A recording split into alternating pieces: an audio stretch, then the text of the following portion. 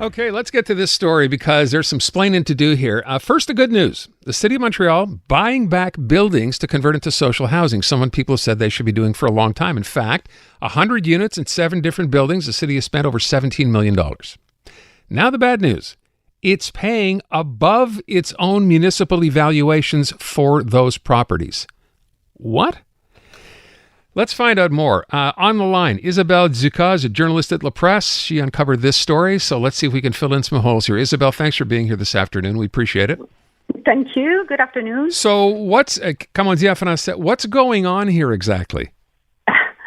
Well, those are rooming houses. For a year, the city has been sending notice of preemptive rights to housing, to rooming house in the city, about 100 of them. And we first have to explain what is a notice of preemptive rights.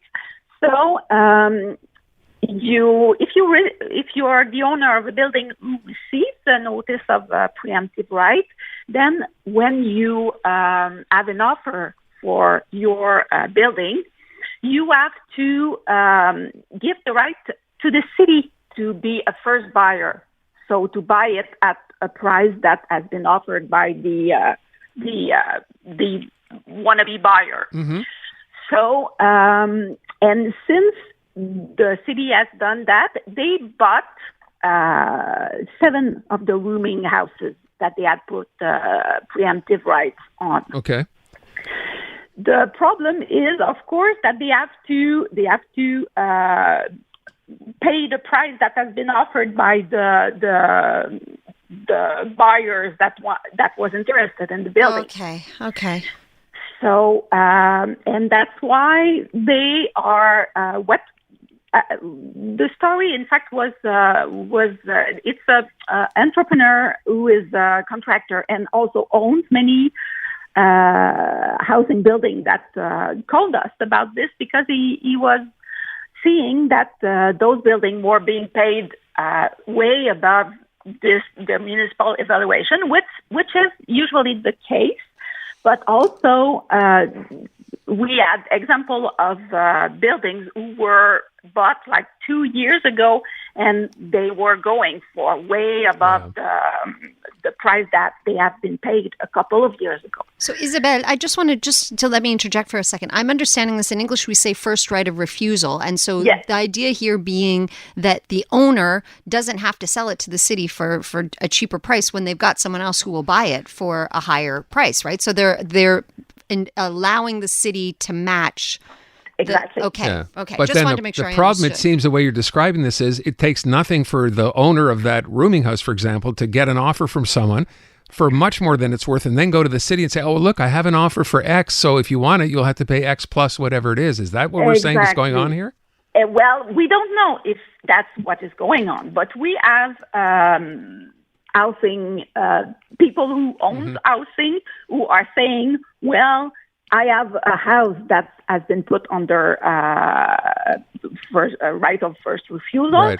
And I mean, the first thing that comes to mind is, why not ask my friend to make me an offer for a price which is way above the price that the building is worth. So, and we have found, I researched the 7 rooming houses that have been bought by the city, and was able to find that one of them is the municipal evaluation. This one is on Center Street, and it has been bought by the city in last July. And the municipal evaluation is $500,000. And in 2021, this rooming houses changed owner for $600,000. But last July, the city paid $1.4 million for this. 2 years later, for Center Street in more the than point. double. More than double. More than double in 2 years. So the city, you know what? This is one of those, as you look at the story, it's kind of like the city, good intentions, but it's getting screwed here.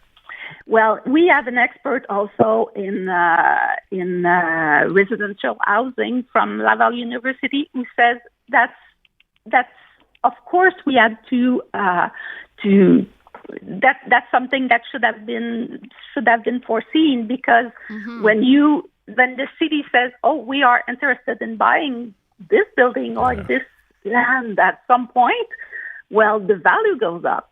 So there's unfortunately, the city says that their teams are analyzing each offer and making sure that the price paid is the right price for the market, because, of course, the municipal evaluation usually the selling price is a bit higher than that. Sure.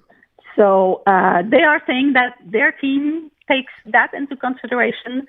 But, I mean, the fact is that some of those rooming houses have been paid at a price that we can judge a bit high. Yeah, they don't make any sense at all. To get it for, a building that's sold for $600,000 and then 2 years later the city's paying 1.4. I mean, clearly there's a problem. And then the other side of this, I guess, Isabelle, is the fact that if the city is paying 1.4 million, suddenly all the property around that is going to be worth more money, and therefore people will have to pay either more to buy it or more if they're paying in rent to someone because the value has gone up. Yeah, that's what we can expect. So now what is it? What happens now then? Well, the city says that they will continue to buy rooming houses, because they say those are some of those places are a good place. I mean, for people who have less money to invest in housing in their rent. So I don't know what they didn't. The city, Benoît Doré, which is the responsible for housing at the executive committee of the city of Montreal, said that they will continue on with their policy. But I mean, we will continue to check on those prices that they will pay for. Well, good for you for finding the story and bringing it to attention, because I think people need to know what's going on down there. Maybe the city will wake up on this one as well. Isabelle, merci beaucoup. Perfect. Thank you so much for your time. Thank you. Isabelle Ducas over at La Presse, if you want to read that story.